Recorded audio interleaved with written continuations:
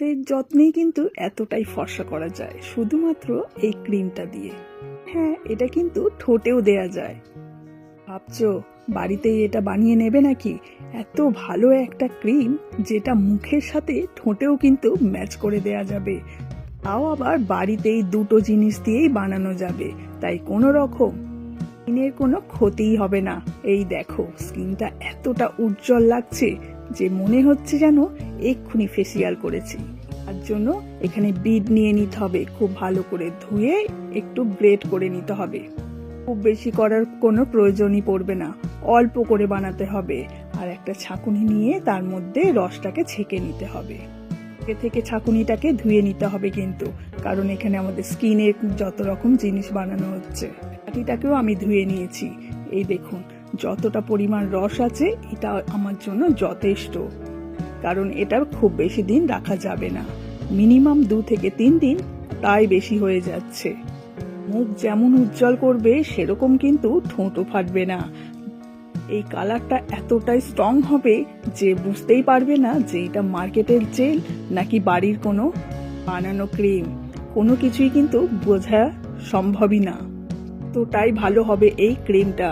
আর এর সঙ্গে নিয়ে নিতে হবে অ্যালোভেরা জেল, যেটা স্কিনের জন্য খুব উপকার আর প্রায় আমাদের সকলের ঘরেই কিন্তু থাকে। একসঙ্গে একটু মিক্স করে নিচ্ছি। আর এখানেই হবে না, আরো কিছু দিতে হবে।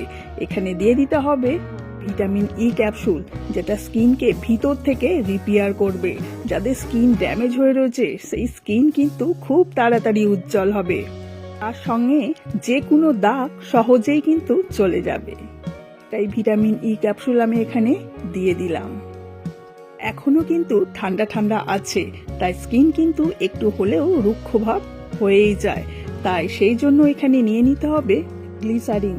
সব স্কিনেই কিন্তু এটা খুব ভালো যায়, তাড়াতাড়ি স্কিনকে যেমন উজ্জ্বল বানিয়ে দেবে সেই রকম যে কোনো দাগ কিন্তু চলে যাবে, রুক্ষ ভাব একদমই থাকবে না। ছোট থেকে বড় সকলেই কিন্তু এটা মাখতে পারে। কালারটা কিন্তু কোনো রকম কিছু দিয়ে কিন্তু বানানো হচ্ছে না, শুধুমাত্র কিন্তু ঘরোয়া জিনিস দিয়ে এত সুন্দর একটা কালার চলে আসবে। বিট এত ভালো কালার আনতে পারে ভাবতেই পারবেন না। যারা মার্কেটে কেমিক্যাল দেওয়া কালার দিয়ে মুখে লাল করছেন তাদের কিন্তু কোনো প্রয়োজনই পড়বে না।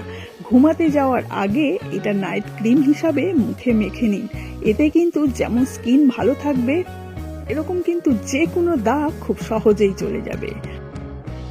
পুরো মুখে তো লাগাচ্ছি, আর তার সঙ্গে কিন্তু ঠোঁটেও লাগাতে হবে, কারণ রেগুলার যদি ঠোঁট একটু মেনটেন না করি তাহলে সেক্ষেত্রে কিন্তু ঠোঁটও ফাটতে পারে। আর যদি একটু গাঢ়ভাবে দিতে চান সেক্ষেত্রে কিন্তু লালটা একটু বেশি পরিমাণে হয়ে যাবে। এই যে আমাদের জেলটা কিন্তু একদম রেডি হয়ে গিয়েছে। দেখেছেন কত কম সময়ের মধ্যে কিন্তু এই জেলটা বাড়িতেই বানানো যায়। শুধু আমরা কিন্তু অনেকগুলো টাকা নষ্ট করে মার্কেট থেকে ক্রিম তো কিনি, সেটা কিন্তু কাজ অনেক সময় হয় না।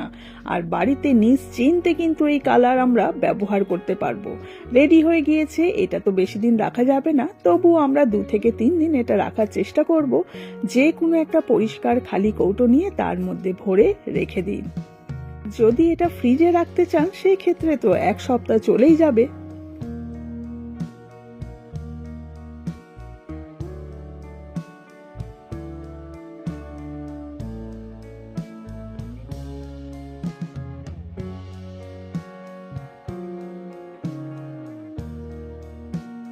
ব্যাস পুরো জেলটা কিন্তু আমি একটা ছোট্ট কৌটোর মধ্যে তুলে রেখে দিলাম। এবার এটা যদি ফ্রিজে রাখা যায় তাহলে এটা জমে যাবে, সেক্ষেত্রে কিন্তু ঠোঁটে দিতে খুব সুবিধাই হবে। যখন ঠোঁটে মাখবেন এতে ফাটা ঠোঁট যেমন খুব সফট হয়ে যাবে, আর দেখতেও কিন্তু অনেক সুন্দর লাগবে। বলুন এবার মুখে মেখে আপনাদের সামনে কিন্তু দেখাচ্ছি। কোনো রকম কোনো কিচ্ছু আমার মুখে কিন্তু নেই, শুধু মুখটাকে পরিষ্কার করে ধুয়ে নিয়েছি। আর এই দেখুন ফোঁটা ফোঁটা ভাবে আমি মুখে লাগিয়ে নিলাম। দেখেছেন তো একদম কিন্তু খুব ভালোভাবে স্কিনের সাথে ব্লেন্ড হয়ে যাচ্ছে। কোনো কালার কিন্তু ভালো করে বোঝাও যাচ্ছে না। দেখেছেন এত ভালো কিন্তু এই জেলটা। ঘুমাতে যাওয়ার আগে যদি এই জেলটা ডেলি মাখা যায় তাহলে কিন্তু যে কোনো দাগ সহজে যেমন চলে যাবে, স্কিন কিন্তু খুব তাড়াতাড়ি উজ্জ্বল হবে, ফর্সা করবে, কালার আসবে। গাঢ় ভাবে যদি দিতে চান, ধরুন কোথাও যাচ্ছেন, সেক্ষেত্রে একটু কালার করবেন, কারণ দুটো চাওয়ালি যদি একটু লাল লাল হয় দেখতে কিন্তু খুব ভালো লাগে। ক্ষেত্রে একটু গাঢ়ভাবে দিয়ে দেখুনই না, কোনো রকম কেমিক্যাল যুক্ত ক্রিম কিন্তু দেওয়ার কোনো প্রয়োজনই পড়বে না। হাত দিয়ে যদি একটু পুরো মুখে লাগিয়ে নিতে হবে, তাহলে কিন্তু দেখতে অনেক সুন্দর লাগবে।